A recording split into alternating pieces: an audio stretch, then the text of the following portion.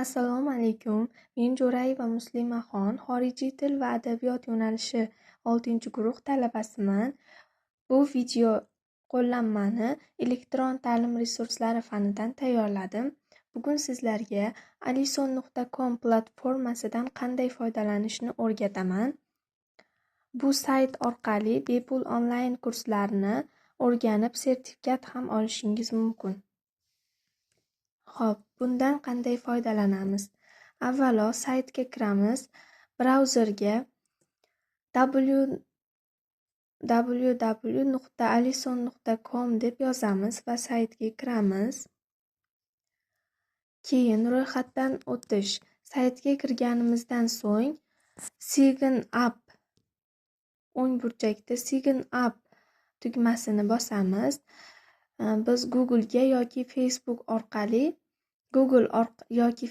orqali tezda ro'yxatdan o'tishimiz mumkin.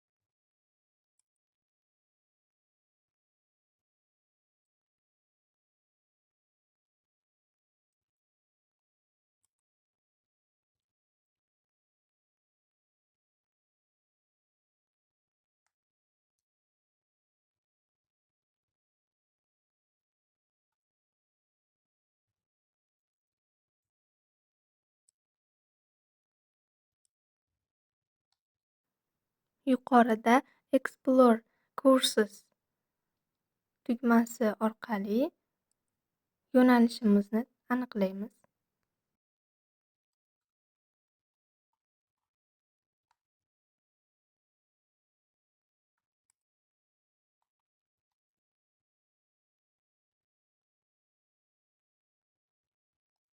Kursni tanlashda endi esa bizni qiziqtirgan kursni izlab topamiz. Masalan, men English Grammar kursini tanladim. Kursga kiramiz va Start Now tugmasini bosamiz. Endi darslarni ko'rish va o'rganish mumkin. Har bir dars video yoki matn shaklida bo'ladi. Diqqat bilan o'rganing, testlarga javob bering.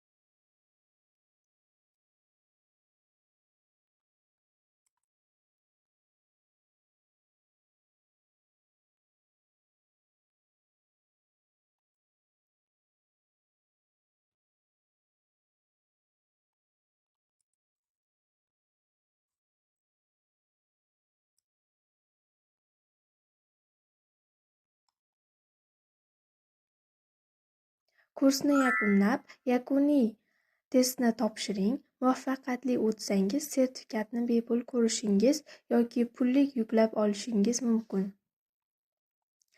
alison.com da sertifikat olish bepul, lekin Word yoki PDF variantini yuklab olish pullik. Bu uchun to'lov qilishingiz kerak. alison.com yordamida siz o'zingizni rivojlantirishingiz va bilimlaringizni hujjatlashtirishingiz mumkin. Hoziroq sinab ko'ring. E'tiboringiz uchun rahmat.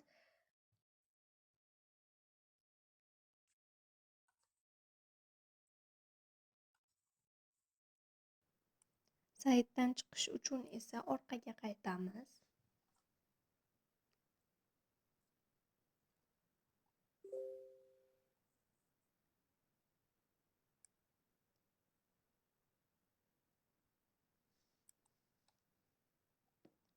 Chap burchakda akkauntimiz bor.